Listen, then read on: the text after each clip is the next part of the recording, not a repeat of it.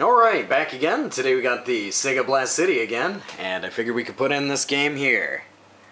So, let's pop this on and play some of that. This game is just packed with pure awesomeness. This is definitely a game that you need to have in your MAME setup if you don't have it already, or even trying to find the original board. Now, the original board will be pricey, but definitely worth it. This is one of Capcom's best games ever.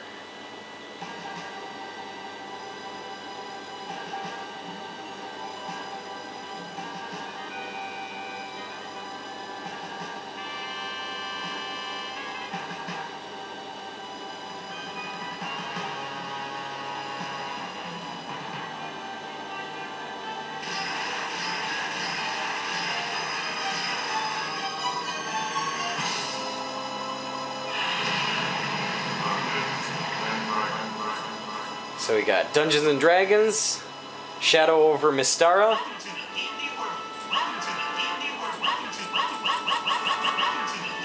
and this is the second in a series. The very first one that came out was Dungeons and Dragons Tower of Doom, but this second sequel here, just they revamped a lot of the controls, they made everything, a lot of fighting styles more smooth, and just overall it's a fantastic game here.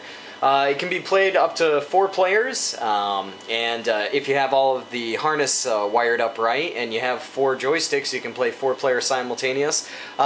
Interesting thing about this board here is it actually does need the kick harness, but it really doesn't need it except for one button, and that button is to use your items. And it's just kind of irritating that it just needs that one button harness there for to get it to work. So. Well, let's start this up here and give it a shot. Here, as you can see, there are many different characters that you can choose from. There's a total of 5 different characters here, or 6 different characters. I think what we'll go with is probably the fighter. We'll give him a shot.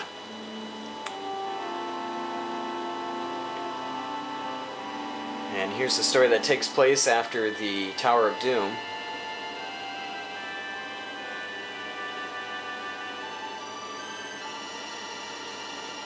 But graphically, music, everything about this game is just perfect.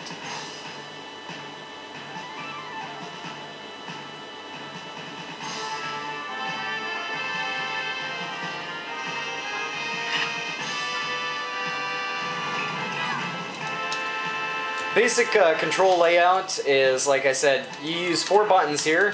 You have one for your main attack.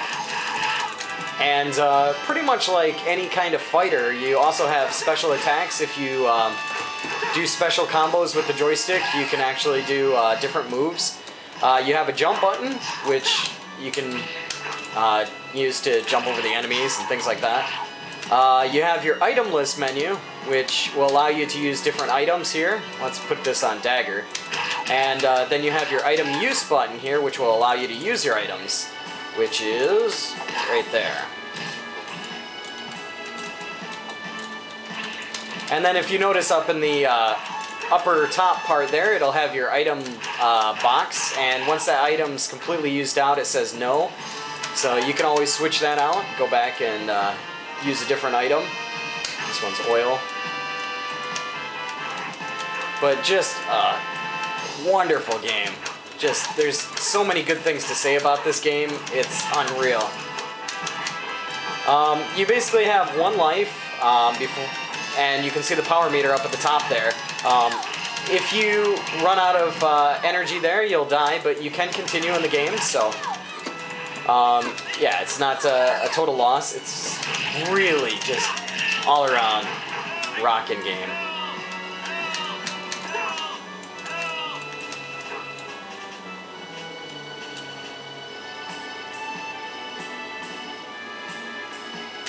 Here, you can put in your name.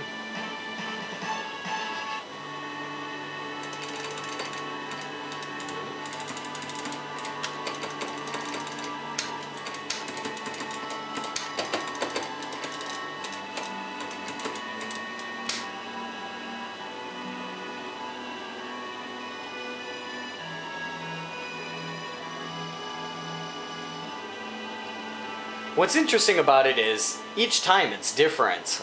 The people who come and help you and talk to you, just, it's a fantastic RPG to play, and on an arcade machine, it's just that much cooler.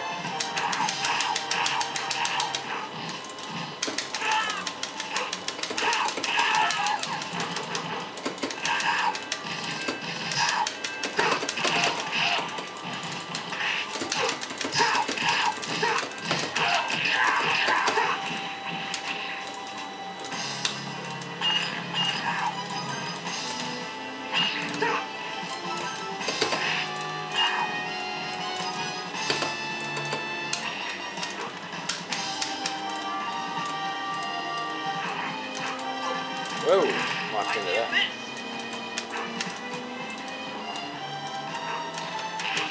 There's a list also at the end when you beat the game or when you completely die out and decide to quit.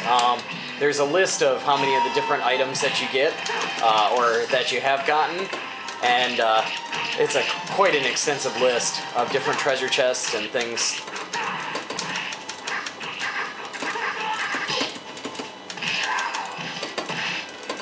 But if you're into these side-scrolling action RPGs, Dungeons & Dragons is definitely one that you have to have. Now, like I had mentioned before, this is the second one in a series. The first one was okay. Graphically, still very nicely well designed, but control-wise, a little bit sloppy.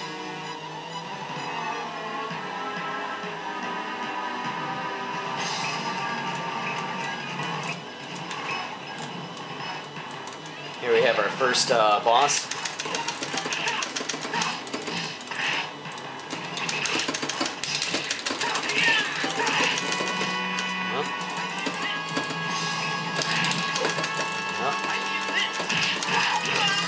Not doing so good here.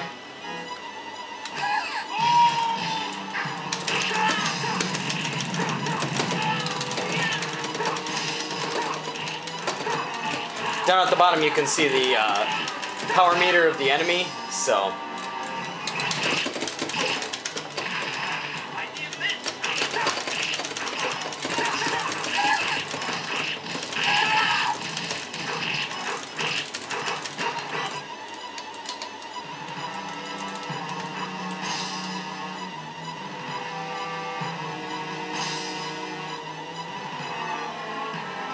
This is his last final attack.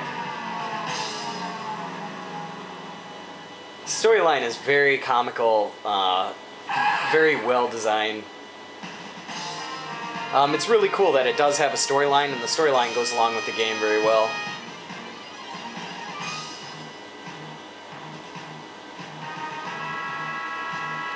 There's our first stage.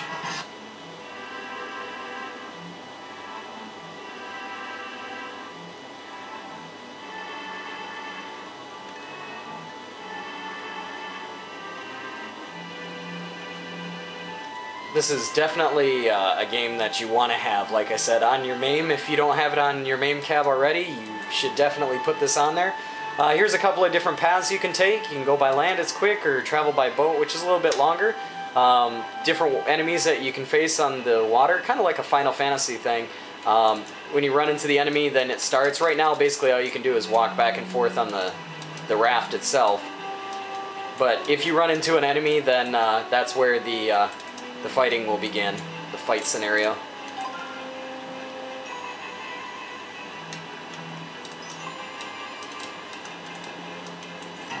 There we go.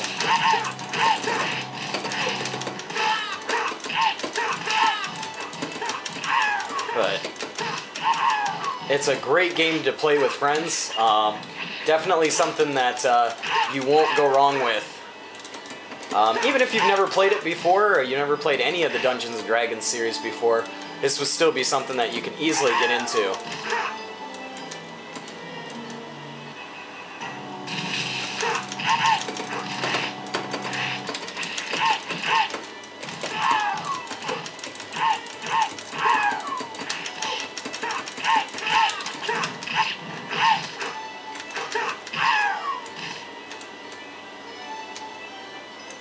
What's nice, unlike other button mashers, is that you know, you really have to do some different tricks and things like that with different enemies. There are some things that are better, some weapons that are better, some moves that are better.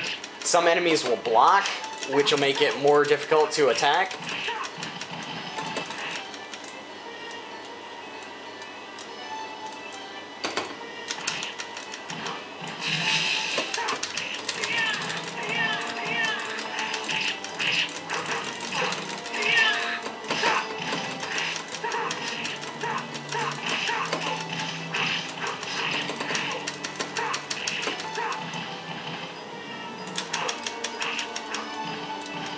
Not doing so well here, but just to give you an idea of what the game looks like, you know, in general.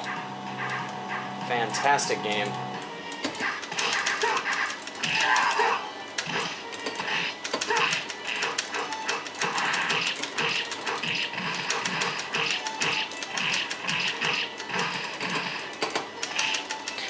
If you look on YouTube, I'm sure you can find many other videos regarding this game here. But yeah, I just want to give you a little bit of a look at what Dungeons & Dragons Shadow over Mystara looks like for the arcade. And it is a fantastic, wonderfully designed game. Very bright and vivid colors, great gameplay, good story to it, different options, which make the replay value on it fantastic. Up to 4 players, which makes it even more fun, and just all around, just a well-designed game. So that's about all for me for right now. Like always, I'll put up another video here soon, so thanks for watching.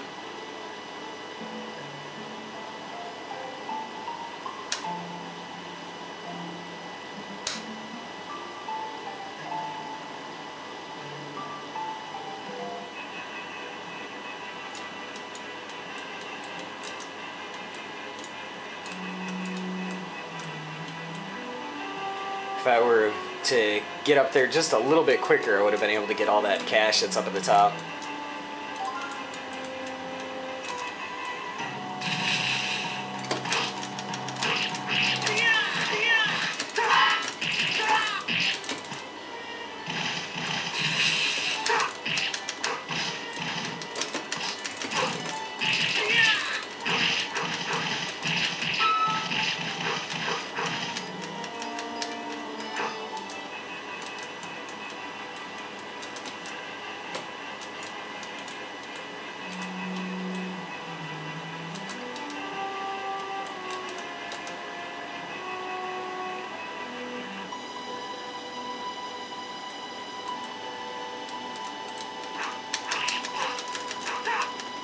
Here, kind of coming up on our second boss here.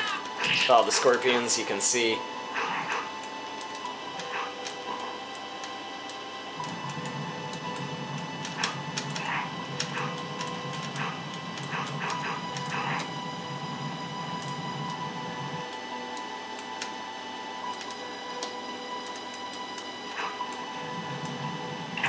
Here's our... Let's clear all these scorpions away here. Be our second boss.